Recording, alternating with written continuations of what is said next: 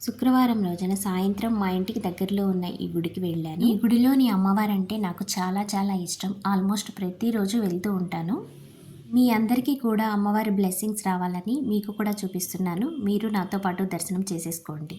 అయితే ఈరోజు స్పెషల్ ఏంటంటే అమ్మవారికి నైవేద్యంగా పొంగలి చేసి ఇచ్చాను. ఈ స్వీట్ పొంగల్ అయితే నేను చాలా ఈజీగా చేసేస్తూ ఉంటాను. ఈ ప్రాసెస్ అయితే చాలా త్వరగా అయిపోతుంది. పండుగ రోజుల్లో ఎక్కువ హడావిడి ఉంటుంది కదా, అలాంటప్పుడు ఈ ప్రాసెస్లో చేసేసుకున్నారంటే మీకు టైం చాలా సేవ్ అవుతుంది. డీటెయిల్డ్ రెసిపీ మీకోసం నేను నెక్స్ట్ వీడియోలో పోస్ట్ చేస్తాను.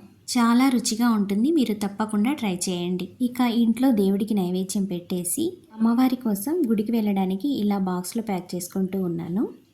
గుడికి చిన్నపిల్లలు అయితే ఎక్కువగా వస్తూ ఉంటారు. వాళ్ళైతే ప్రసాదం కోసమే వస్తూ ఉంటారు. మనందరం కూడా చిన్నప్పుడు అంతే కదా. ఇప్పటికీ కూడా ప్రసాదం కోసమే గుడికి వెళ్ళే వాళ్ళు మీలో ఎవరైనా ఉంటే తప్పకుండా కామెంట్ చేయండి. ఇంకా ఈ పొంగలితో పాటు పువ్వులు, పండ్లు, కొబ్బరికాయ ఇవన్నీ తీసుకుని గుడికి వెళ్ళాను.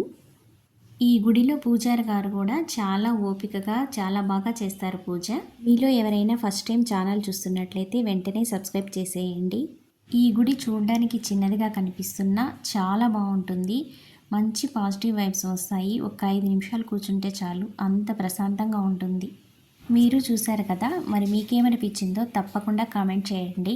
శుక్రవారం సాయంత్రం అయితే అలా గడిచిపోయింది. ఇక ప్రసాదం టేస్ట్ అయితే అద్భుతంగా ఉంది. ఈ రెసిపీ నెక్స్ట్ వీడియోలో పోస్ట్ చేస్తాను, తప్పకుండా మీరు ట్రై చేయండి.